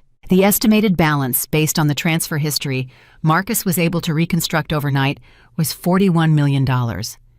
Evelyn sat very still when Marcus said that number. $41 million. Not the $7 million in the Delaware Company. Not even the $18 million the preliminary estimate had suggested. $41 million built slowly and carefully over 6 years, sitting in a Cayman Islands account under a structure so clean it had survived 2 rounds of routine financial audits without surfacing. He was planning this from the beginning, Marcus said, or close to it. The Cayman structure was established 18 months into his marriage to you. The first significant transfer happened 2 years after that. Evelyn did the math, 18 months into their marriage. Noah had been a year old. She had been nursing a baby and attending charity events and believing in the way you believe things when you are tired and occupied and in love with a life you've built, that the man sleeping beside her was someone she actually knew. "Marcus," she said, "does Alexander have this yet? I sent it 40 minutes ago. The Southern District. That goes through Alexander." "Get it to them today," she said. "Today, not Monday. Today." A pause. "It's Friday." "I'm aware. Get it to them today." "Yes, ma'am." She hung up and called Alexander before he could call her. He picked up and said without preamble, "$41 million. Yes. 6 years. Yes." A pause that was unlike Alexander's usual pauses. Not the pause of someone organizing information, but the pause of someone absorbing something that has genuinely exceeded their model of the situation. "Evelyn," he said, "this is not a man who made bad decisions under pressure. This is a man who planned this from nearly the beginning of your marriage." "I know." "That changes the character of the charges significantly. The Southern District will file an amended complaint. This goes beyond securities fraud. The premeditation, the duration, the deliberate concealment, this is Alexander." She said his name quietly, and he stopped. "I know what it means. I've been sitting here with it for 20 minutes. I know." He let the silence hold for a moment, then more quietly, "I'm sorry, Ev." She pressed her lips together. She breathed. "Don't be sorry. Get it to the Southern District today and make sure Daniel Carter's attorney gets a copy by end of business so he understands exactly what his client is facing before he tries to enter any more not guilty pleas. Done." A pause. "What about Vanessa? She gets the protection she was promised and the cooperation deal she earned. Whatever that looks like, honor it." "Understood." She set the phone down. She sat in her office in the Blackwood building and let herself feel the full weight of it for exactly 5 minutes, not as a weakness but as a necessity, the way you sometimes have to let yourself feel the thing completely in order to move past it and forward into what comes next. She felt the grief of it, the specific grief of discovering that the architecture of your life has been built on something false from nearly the beginning. That the man you chose and trusted and built a child with had been keeping books on you from almost the first year. She felt it. And then she set it down. Because grief was real and necessary, and she would return to it. She would give it proper time and proper space. She had Dr. Flores's card in her desk drawer, and she had already made an appointment for herself in addition to the one for Noah. But right now there were things to do, and Evelyn Blackwood had always known how to hold 2 things simultaneously. The amended federal complaint was filed that afternoon. Daniel's attorney called Alexander's office at 4:47, and the conversation, as Alexander described it to Evelyn afterward, was brief and one-directional.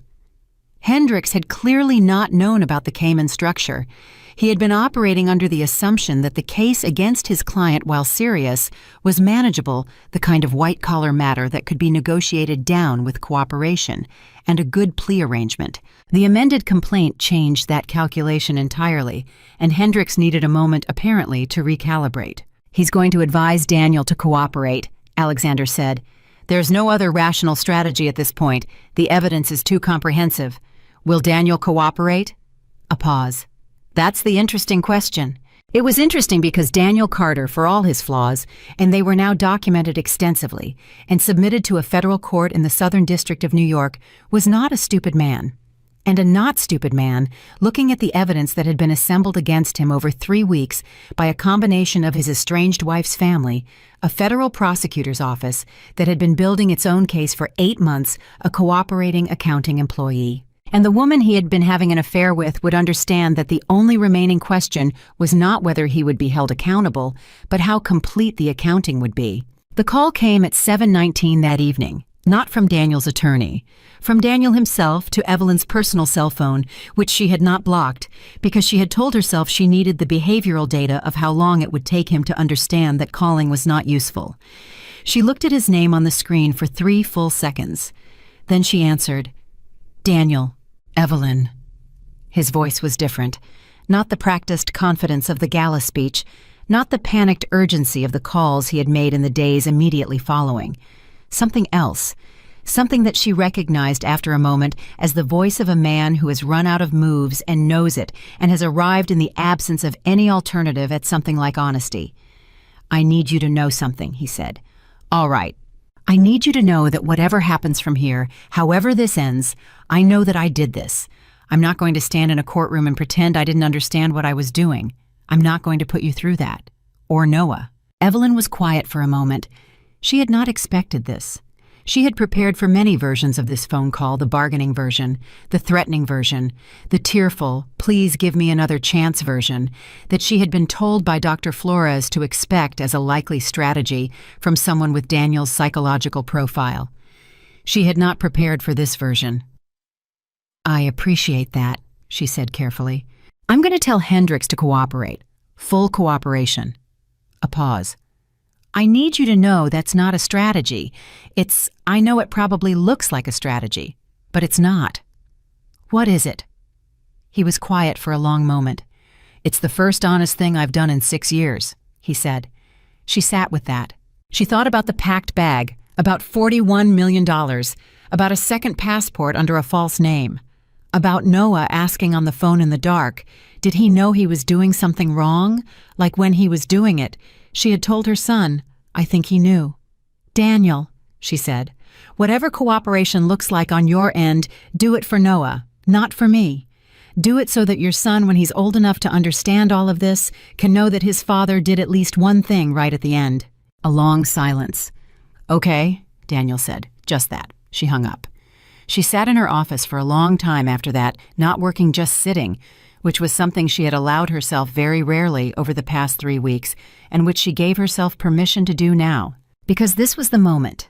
Not the gala, not the arrest, not the amended complaint with its $41 million revelation. This was the moment when Evelyn Blackwood understood that the thing she had been carrying for 11 years was finally, genuinely, irrevocably over. Not painless. It would never be painless. Not clean. These things were never clean, but over.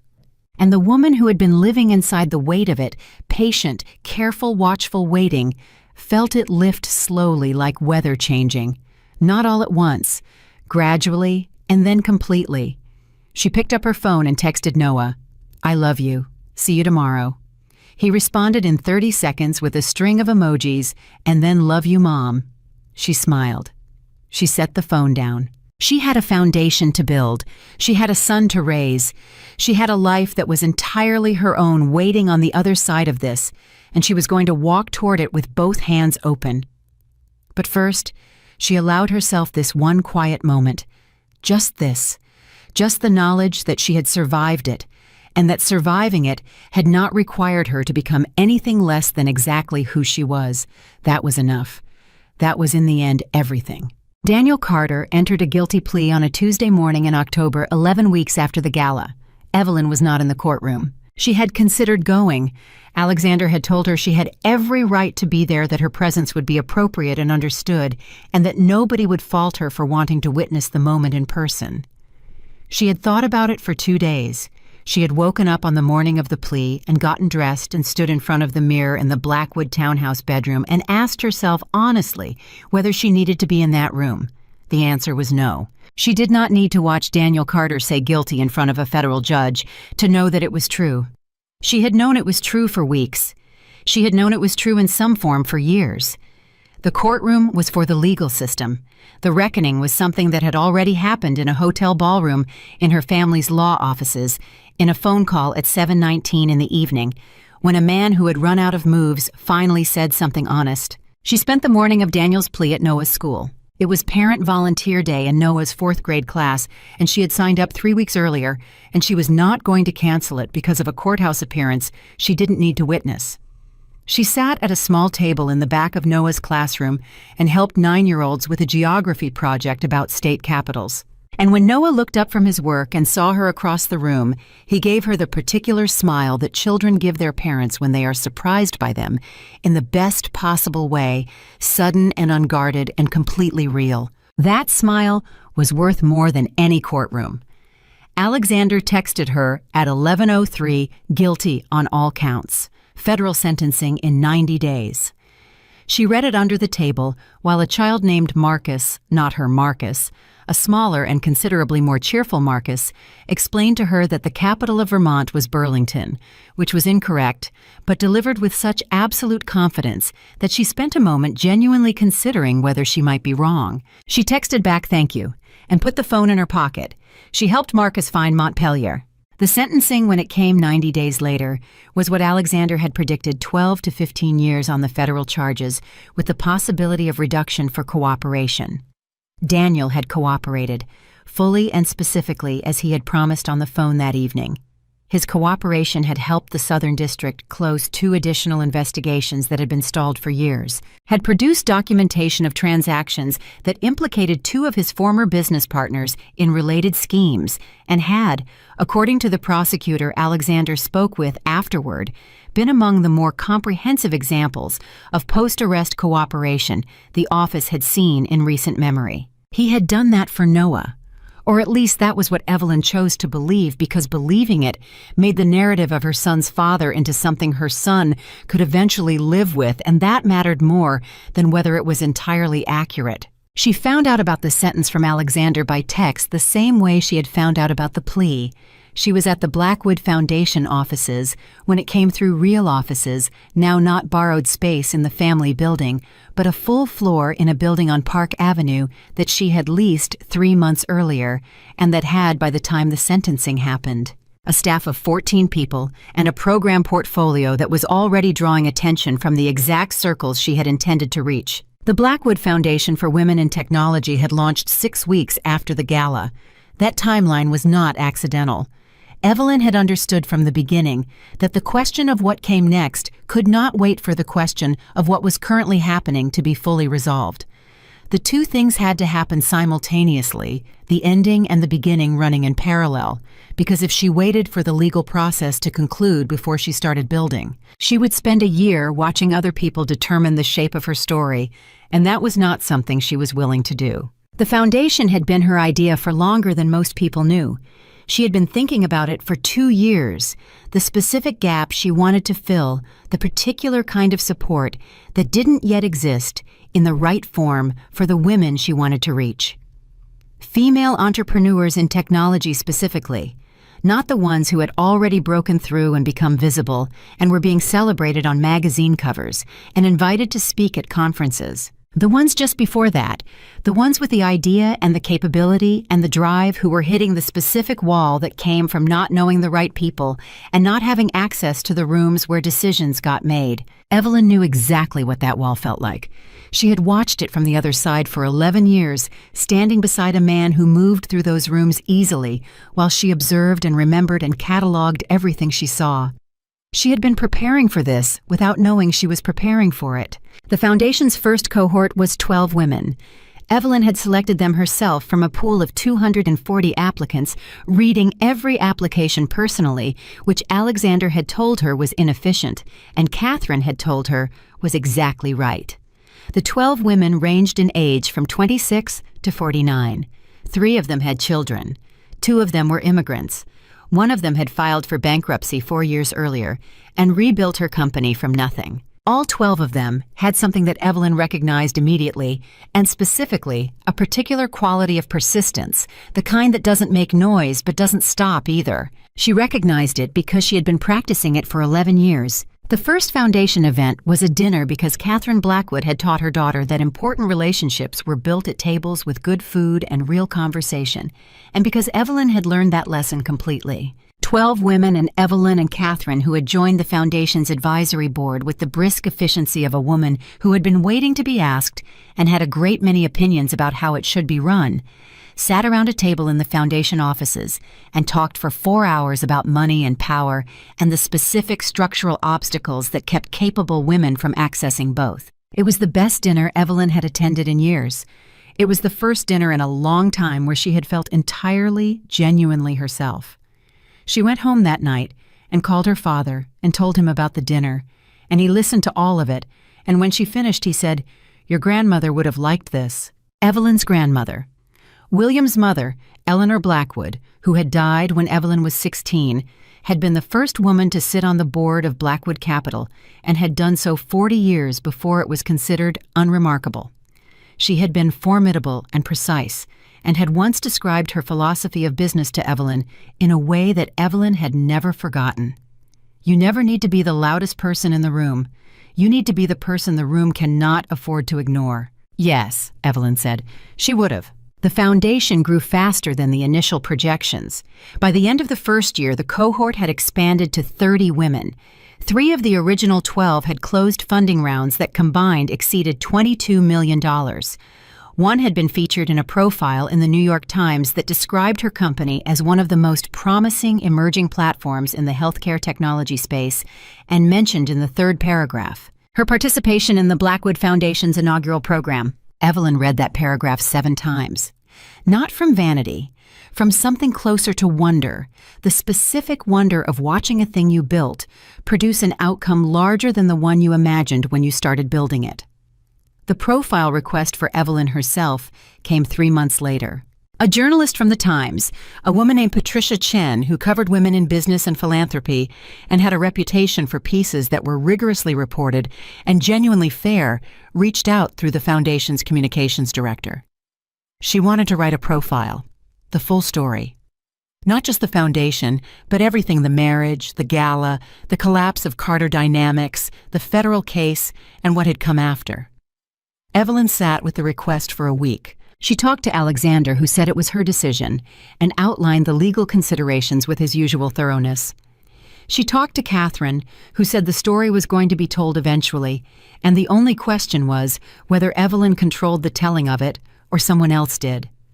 She talked to Dr. Flores, who asked her what she was afraid of and listened carefully to the answer. She talked to Noah, who was 10, now old enough to understand what a newspaper profile meant and to have opinions about it. "Will they write about Dad?" Noah asked. They were at the Connecticut house for the weekend, sitting in the kitchen after dinner, while Noah worked on a school project about the American Revolution. He asked the question without looking up from his work in the particular sideways way that children ask the things they actually most want to know. "Yes," Evelyn said honestly, "some of it." Noah was quiet for a moment, pencil still moving across the page. Will they make him sound like the worst person ever? Evelyn thought about how to answer this.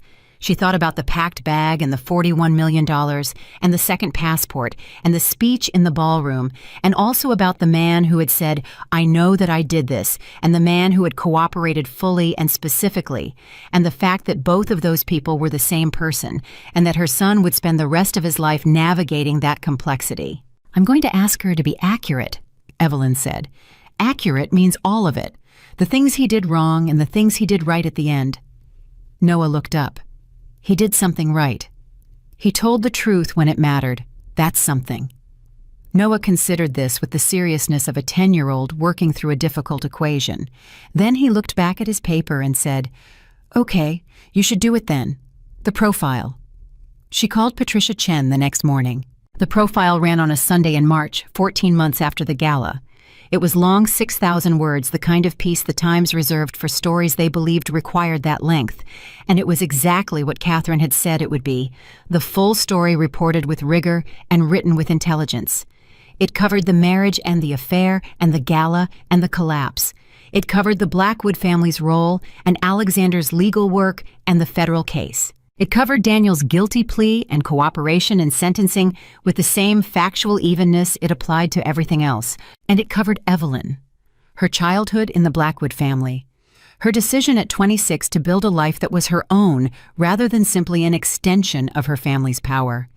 The 11 years of marriage, the 3 weeks between receiving the manila envelope and the gala that she described for the first time publicly in terms that were honest about what they had cost her and what they had required of her. The foundation, the 30 women, the $22 million in funding. The piece ran with a photograph of Evelyn in the foundation offices. Not a formal portrait, just a photograph taken during a working session, Evelyn in conversation with two of the foundation women, leaning forward over a table with the focused, engaged expression of someone doing exactly what they are supposed to be doing. She looked in the photograph like herself. The response was larger than the communications team had modeled. By Sunday afternoon, the Foundation's website had received 40,000 unique visitors. By Monday morning, the email inbox had more than 600 messages from women across the country, across the world. Women who had read the piece and recognized something in it, who had their own versions of the packed bag and the second passport and the champagne toast they hadn't seen coming and the long, private work of rebuilding themselves from the inside out while the public version of their life continued performing normalcy. Evelyn read every message personally over the following 2 weeks. Not efficiently, not with a system. She sat with her laptop at the kitchen table in the Connecticut house on weekday mornings before Noah woke up, and she read them one by one, and she responded to as many as she could because these were not correspondence to be delegated. They were people who had recognized themselves in her story and had taken the specific, difficult step of saying so to a stranger. She knew exactly what that step cost. The Foundation's second cohort doubled to 60 women. The wait list reached 400. And then on a Thursday in April, a Thursday that began like any other Thursday, with Noah's cereal and the morning news, and a 7 o'clock call with Alexander about the Foundation's pending grant applications. Something happened that none of them had planned for or anticipated. Vanessa Blake called, not to the Foundation offices, not to Alexander's line. To Evelyn's personal cell, the same number she had called 14 months ago on the Thursday evening when she said, "There's more than what your brother found." Evelyn looked at the name on the screen. She answered. "I read the profile," Vanessa said. She sounded different again. Different from the ballroom voice, different from the scared and stripped-down voice of that first real phone call. She sounded like someone who had done her own work in the intervening 14 months and arrived somewhere more solid. "I read it 3 times. "I'm glad," Evelyn said. "I wanted to say I know this is probably not something you need to hear. I know you've moved past all of this and you're doing extraordinary things, and you don't need anything from me." A pause. "But I wanted to say I'm sorry. Actually sorry. Not sorry because I got caught sorry. Sorry because I was a person who chose to do something that hurt you and your son, and I knew it was wrong, and I did it anyway." Evelyn was quiet. "I've been in therapy," Vanessa continued, "since about 3 weeks after the gala.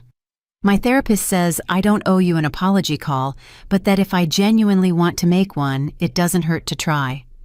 A small, uncertain sound that might have been a laugh. "So, this is me trying."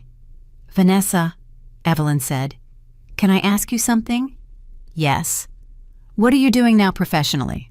A pause, clearly not the direction she had expected the conversation to go. I left marketing. I'm working with a small nonprofit in Brooklyn, youth technology education. It doesn't pay much." "Why technology education?" "Because I was good at my job," Vanessa said, and there was a quiet directness in it that Evelyn recognized and respected. And I wasted it on the wrong things for the wrong reasons. I wanted to do something with it that actually mattered. Evelyn was quiet for a moment. She thought about what Catherine had told her once years ago about the difference between people who made mistakes and people who were mistakes. The distinction, Catherine had said, is what they do with the weight of it afterward. "I'm going to give you a name," Evelyn said. "Her name is Rebecca Santos, and she runs our outreach program. I want you to send her your resume this week. What you do with it after that is between you and her." A long silence. "Why?" Vanessa asked. Her voice was very careful, the careful of someone who wants something and is almost afraid to want it. "Because you know something about what it costs to use your intelligence in the service of the wrong priorities," Evelyn said. "And the women we work with need to hear that from someone who has actually lived it, not from someone who has always made the right choices." Another silence. Then quietly, "I won't waste it." "I know," Evelyn said. She meant it. She hung up and sat with the phone in her hand for a moment and thought about all the different ways a story could end, the satisfying endings and the complicated ones, and the ones that refused to be either because life was larger and more particular than any category you could put it in. She thought about the woman in the red dress raising a glass in a ballroom, and the woman on this phone call who had sat with a therapist in Brooklyn for 14 months and arrived at something real enough to call and say it. She thought about what it meant to be the kind of person who could hear that and respond with something other than the satisfaction of a door closed permanently. She decided it meant you had actually healed, not finished, not done with difficulty, but healed enough that other people's capacity for growth did not threaten yours, that you could hold your own story firmly enough that someone else's story could exist beside it without displacing it. She was still thinking about this when Noah came downstairs at 7:45 with his backpack already on and his hair not yet combed, which was the standard presentation on school days, and said, "Mom, can we get pancakes this weekend? The blueberry ones." "The blueberry ones," she confirmed. He grinned and went to find his shoes. She looked at him, her son 10 years old, moving through the kitchen with the easy physical confidence of a child who feels safe in his environment, who knows where things are and that they will be there tomorrow, who has been through something genuinely hard and come out of it with help and honesty and time not broken, but more himself than before. She had done that. She had done that in the hardest circumstances while simultaneously managing a federal case and a family and a foundation and the public ending of a marriage. She had kept her son's ground solid underneath him. That was the thing she was most proud of. Not the profile, not the foundation's numbers, not the $41 million recovered through civil proceedings that had been folded back into the Blackwood family accounts and in part seeded the foundation's endowment, not even the moment in the ballroom which she thought about sometimes the way you think about things that happen to a slightly younger version of yourself, with recognition and a kind of fond, clear-eyed distance. Her son in the kitchen looking for his shoes, that. The Blackwood Foundation's annual gala was held in November 2 years to the month after the night everything had broken open in a different ballroom across town. It was held at the Meridian Hotel, which Evelyn had chosen deliberately, and with full awareness of what the choice communicated and which Catherine had approved of with a single nod that contained the entire weight of her mother's understanding of what it meant to return to a place on your own terms. The ballroom was the same, the chandeliers were the same, the fractured light across white linen was the same. What was different was everything else. Evelyn stood at the center of the room and looked out at 300 guests. Foundation supporters program, alumni board members, partners from the technology and investment communities.